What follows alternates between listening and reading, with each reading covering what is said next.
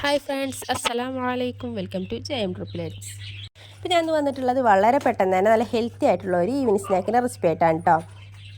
ഈ ഒരു സ്നാക്ക് നമുക്ക് ഈ ഇഫ്താർ സ്നാക്കായിട്ടും ഉപയോഗിക്കാവുന്നതാണ്. അപ്പോൾ അതെങ്ങനെ ഉണ്ടാക്കുന്നതെന്ന് കണ്ടു നോക്കാം. വളരെ പെട്ടെന്ന് തന്നെ കേട്ടോ അത് ഉണ്ടാക്കിയെടുക്കുന്നത്. നമുക്ക് വീഡിയോയിലോട്ട് കിടക്കാം. അപ്പോൾ അതിനാദ്യം ഞാനിവിടെ ഒരു പാൻ എടുത്തിട്ടുണ്ട്. പാൻ നല്ല ചൂടായി വന്നതിന് ശേഷം അതിലേക്ക് 1 ടേബിൾ സ്പൂൺ നെയ്യാണ് ആഡ് ചെയ്ത് കൊടുത്തിട്ടുള്ളത്. നിങ്ങൾക്ക് വേണമെന്നുണ്ടെങ്കിൽ ഓയിൽ ആഡ് ചെയ്താലും മതി കേട്ടോ.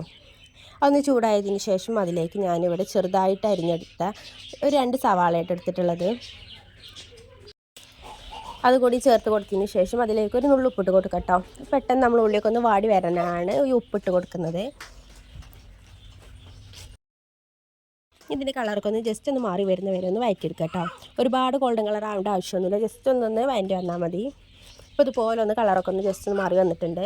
ഇതിലേക്ക് ഞാൻ ആഡ് ചെയ്ത് കൊടുക്കുന്നത് ക്യാരറ്റാണ് കേട്ടോ. ചെറുതായിട്ട് ഗ്രൈൻഡ് ചെയ്തെടുത്ത ക്യാരറ്റാണ് ചേർത്ത് കൊടുക്കുന്നത്. 1/2 കപ്പായിട്ട് ഞാൻ എടുത്തിട്ടുള്ളത്. നിങ്ങൾക്ക് ഒരുപാട് വേണമെന്നുണ്ടെങ്കിൽ അതിനനുസരിച്ച് ചേർത്ത് കൊടുക്കാം. ഇനി ഞാനിവിടെ 1 സ്പൂണ് ഇഞ്ചി ഇതുപോലെ ചെറുതായിട്ടൊന്ന് ഗ്രൈൻഡ് ചെയ്തെടുത്തതാണ് കേട്ടോ. അതുകൊണ്ട് ചേർത്തതിന് ശേഷം എല്ലാ ഭാഗത്തും എത്തുന്ന വിധത്തിൽ ഇതുപോലെ മിക്സ് ചെയ്ത് കൊടുത്തിട്ടുണ്ട്. ക്യാരറ്റ് ഓപ്ഷണൽ ആട്ടോ, വേണമെന്നുണ്ടെങ്കിൽ ചേർത്താൽ മതി. അപ്പോൾ അതുകൊണ്ട് ഈ രീതിയിൽ നല്ലോണം വഴണ്ടി വന്നിട്ടുണ്ട് കേട്ടോ. ഇനി ഇതിലേക്ക് ഞാൻ ചേർത്ത് കൊടുക്കുന്നത് ചിക്കനാണ് കേട്ടോ. ചിക്കന് ഉപ്പും മഞ്ഞൾപ്പൊടി ഇട്ട് കാണും നല്ലോണം വേവിച്ചതിന് ശേഷം ഒരു മിക്സിൻ്റെ ജാറിലിട്ട് കാണും ഇതുപോലെ ഒന്ന് ഗ്രൈൻഡ് ചെയ്തെടുത്താണ് കേട്ടോ. ഒരുപാട് നല്ലൊരു പേസ്റ്റ് പോലെ ഒന്നും ആവേണ്ട, അതുപോലെ ചെറിയ പീസസ് ആക്കി ഒന്ന് മാറ്റിയെടുത്തിട്ടുണ്ട്. ഈ ചിക്കൻ്റെ പകരം നിങ്ങൾക്ക് ബീഫും അതുപോലെ തന്നെ മുട്ട ഉണ്ടെന്നുണ്ടെങ്കിൽ അതെടുത്താലും മതി കേട്ടോ. അത് ചെറിയ പീസാക്കിക്കാണ്ടൊന്ന് പൊരിച്ചതിന് ശേഷം ഇതിലേക്ക് ഈ ഒരു ടൈമിൽ ചേർത്ത് കൊടുക്കാം കേട്ടോ. ഞാൻ ചിക്കനൊക്കെ എല്ലാ ഭാഗത്തെത്തുന്ന വിധത്തിൽ ഇതുപോലെ ഒന്ന് മിക്സ് ചെയ്ത് കൊടുത്തിട്ടുണ്ട് കേട്ടോ. നമ്മൾ ഓൾറെഡി ചിക്കനൊക്കെ വേവിച്ചതായതുകൊണ്ട് വേവാനൊന്നുമില്ല. ഇതുപോലെ ഒന്ന് മിക്സ് ചെയ്തതിന് ശേഷം ഇനി ഇതിലേക്ക് മസാലപ്പൊടികളൊക്കെ ഒന്ന് ചേർത്ത് കൊടുക്കാം.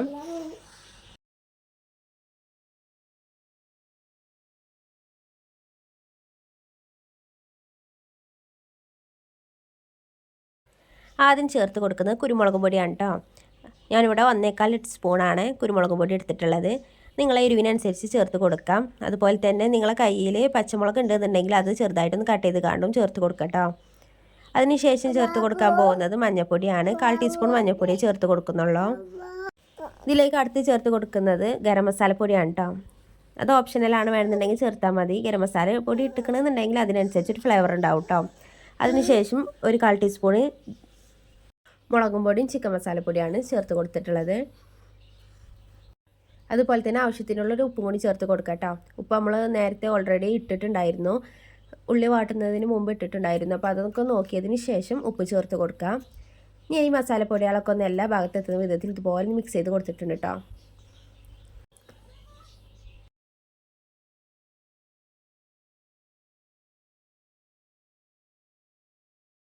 ആ മസാലപ്പൊടീൻ്റെ ഒക്കെ ഒരു പച്ചമണം മാറുന്നത് വരെ ഇതുപോലെ ഒന്ന് മിക്സ് ചെയ്ത് കൊടുത്തതിന് ശേഷം നിങ്ങളെ കയ്യിലുണ്ട് എന്നുണ്ടെങ്കിൽ മല്ലിയില ഉണ്ടല്ലോ, ചെറുതായിട്ട് ഇതുപോലെ ഒന്ന് കട്ട് ചെയ്തതിന് ശേഷം മല്ലിയില ചേർത്ത് കൊടുക്കാം കേട്ടോ. ഇനി നിങ്ങളെ കയ്യിൽ കറിവേപ്പില ആണെന്നുണ്ടെങ്കിൽ അത് ചേർത്താലും മതി. അത് സ്കിപ്പാക്കാവുന്നതുമാണ് കേട്ടോ, നിർബന്ധമേ ഇല്ല അത് ചേർത്ത് കൊടുക്കാൻ. ഇത് ചേർത്താൽ അതിനനുസരിച്ച് വേറൊരു ഫ്ലേവർ ഉണ്ടാവുമെന്ന് മാത്രം കേട്ടോ. അപ്പോൾ അതുകൊണ്ട് ചേർത്തതിന് ശേഷം ഇതുപോലെ മിക്സ് ചെയ്ത് കൊടുത്തിട്ടുണ്ട്. ഇനി നമുക്ക് ഫ്ലെയിം ഓഫ് ചെയ്ത് കൊടുക്കാം കേട്ടോ. അപ്പോൾ ഇതാണ് ഇതിൻ്റെ ഒരു ഫില്ലിംഗ് എന്ന് പറയുന്നത്. ഇനി ഇതിലേക്ക് ഒരു മാവ് തയ്യാറാക്കാനുണ്ട്. ഇപ്പോൾ ഫ്ലെയിം ഓഫ് ചെയ്തിക്കാണ്ട് ഇന്ന് ചൂടാറാൻ വെച്ചിട്ടുണ്ടായിരുന്നു. ഇനി ഇതിലേക്കുള്ള ബാറ്റർ തയ്യാറാക്കി എടുക്കാം കേട്ടോ. അതിന് ഞാനിവിടെ ആദ്യം മിക്സിൻ്റെ ജാർ എടുത്തിട്ടുണ്ട്. അതിലേക്ക് 4 കോഴിമുട്ടയായിട്ട് എടുത്തിട്ടുള്ളത്. അതിനുശേഷം ചേർത്ത് കൊടുക്കുന്നത് 1 കപ്പ് ഗോതമ്പ് പൊടിയാണ് കേട്ടോ. അതുപോലെ തന്നെ 1 കപ്പ് പാലും കൂടി ചേർത്ത് കൊടുക്കുന്നുണ്ട്. ആദ്യം മുട്ടയോ അല്ലെങ്കിൽ പാലോ ചേർത്തതിന് ശേഷം ഗോതമ്പ് പൊടി ഇട്ട് കൊടുക്കാം കേട്ടോ. അല്ലാന്നുണ്ടെങ്കിൽ മിക്സിൻ്റെ അടിഭാഗത്തൊക്കെ ഒട്ടിപ്പിടിക്കും. എന്നിട്ട് ഇതുപോലെ ജസ്റ്റ് ഒന്ന് മിക്സ് ചെയ്ത് കൊടുത്തിട്ടുണ്ട് കേട്ടോ.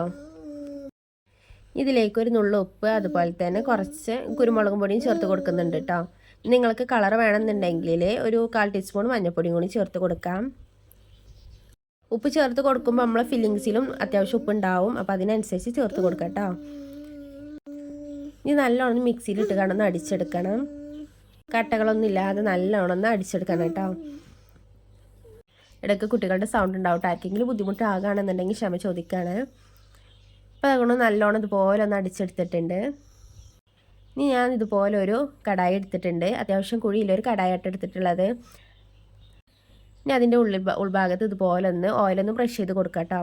എല്ലാ ഭാഗത്തും എത്തുന്ന വിധത്തിൽ ഇതുപോലെ ഒന്ന് ആകെ ആക്കി കൊടുത്തിട്ടുണ്ട്. ഇങ്ങനെ നമ്മൾ ഓയിൽ സ്പ്രെഡ് ചെയ്യുകയാണെന്നുണ്ടെങ്കിൽ ഒരുപാട് കരിയാതെ വളരെ പെട്ടെന്ന് തന്നെ നമുക്ക് ഇതിൽ നിന്ന് എടുക്കാൻ കഴിയും കേട്ടോ.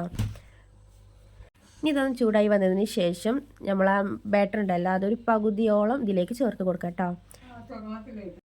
ഇനി ഇതൊരു മിനിറ്റ് നേരം ഒന്ന് അടച്ചിട്ട് കാണുന്ന വേവിച്ചെടുക്കാം കേട്ടോ. അപ്പോൾ അതുകൊണ്ട് 1 മിനിറ്റ് ആയതിന് ശേഷം ഇതുപോലെ ഒന്ന് മുകൾ ഭാഗമൊക്കെ ഒന്ന് അത്യാവശ്യം വെന്ത് വന്നിട്ടുണ്ട് കേട്ടോ.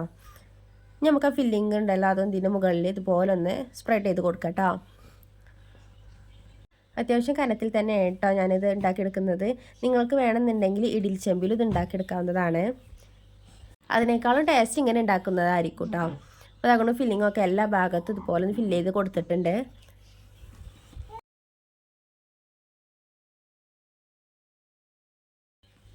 ചേർത്തിന് ശേഷം ഇനി ഇതുപോലെ ഒന്ന് ലെവൽ ചെയ്ത് കൊടുക്കട്ടെ. എല്ലാ ഭാഗത്തും കറക്റ്റ് ഫിറ്റിലായിക്കാണ്ടൊന്ന് ലെവൽ ചെയ്ത് കൊടുത്തിട്ടുണ്ട്. ഇതിന് മുകൾ ഭാഗത്തേക്ക് നേരത്തെ മാറ്റി വെച്ച പകുതിയോളം ബാറ്റർ ഉണ്ടല്ലോ അതും കൂടി ചേർത്ത് കൊടുക്കാം. അപ്പോൾ അതൊക്കെ ബാറ്റർ ഒഴിച്ചതിന് ശേഷം എല്ലാ ഭാഗത്തും ഒന്ന് ജസ്റ്റ് ഒന്ന് ടാപ്പ് ചെയ്ത് കൊടുക്കുക. അങ്ങനെയാണെന്നുണ്ടെങ്കിൽ എല്ലാ ഭാഗത്തേക്കും ആ ഒരു ബാറ്റർ എത്തിക്കോളും. അതിനുശേഷം ഒരു 5 മിനിറ്റ് നേരം നല്ലോണം വേവിച്ചെടുക്കാം കേട്ടോ. ഫ്ലെയിം മീഡിയം ഫ്ലെയിം ആക്കിയിട്ട് വേണം വേവിച്ചെടുക്കാൻ, അല്ലാന്നുണ്ടെങ്കിൽ കരിഞ്ഞു പോകും. 5 മിനിറ്റിന് ശേഷം ഇതുപോലെ ഒന്ന് വന്നിട്ടുണ്ട് കേട്ടോ. ഇനി അതിന് മുകൾ ഭാഗം നമുക്കൊന്ന് മറിച്ചിട്ട് കാണുന്ന വേവിച്ചെടുക്കാം. അതിന് ഞാനിവിടെ വേറൊരു പാനിലേക്ക് മറിച്ചിട്ട് കൊടുക്കാം കേട്ടോ. അപ്പോൾ അതുകൊണ്ട് നമ്മളെ ഈവനിങ് സ്നാക്ക് ഇവിടെ റെഡി ആയിട്ടുണ്ട്. ഇനി ഇതിന് മുകൾ ഭാഗത്ത് ഇതുപോലെ ഒന്ന് മല്ലിയിലയും കൂടി ഒന്ന് സ്പ്രെഡ് ചെയ്ത് കൊടുത്തിട്ടുണ്ട് കേട്ടോ. അപ്പോൾ നമ്മളെ ഈവനിങ് സ്നാക്ക് ഇവിടെ റെഡി ആയിട്ടുണ്ട്. വളരെ പെട്ടെന്ന് തന്നെ എളുപ്പത്തിൽ നമുക്ക് ഉണ്ടാക്കിയെടുക്കാൻ പറ്റും. ഇതുപോലെ എളുപ്പത്തിൽ ഉണ്ടാക്കിയെടുക്കാൻ പറ്റുന്ന ഒരുപാട് വിഭവങ്ങൾ ചാനലിൽ അപ്ലോഡ് ചെയ്തിട്ടുണ്ട്. എല്ലാവരും ചാനൽ പോയി കണ്ട് ചെക്ക് ചെയ്യുക. ഇഷ്ടമാകുന്നുണ്ടെങ്കിൽ ഫ്രണ്ട്സിനും റിലേറ്റീവ്സിനൊക്കെ നമ്മൾ ചാനലിൽ ഷെയർ ചെയ്ത് കൊടുക്കാം കേട്ടോ. അപ്പോൾ ഇന്നത്തെ വീഡിയോ ഇത്രയുള്ള എല്ലാവർക്കും ഇഷ്ടമായെന്ന് വിചാരിക്കുന്നു. ഇൻഷാ അല്ലാഹ് നാളെ മറ്റൊരു വീഡിയോ ആയിട്ട് വരുന്നുണ്ട്. ബൈ, അസ്സലാമു അലൈക്കും.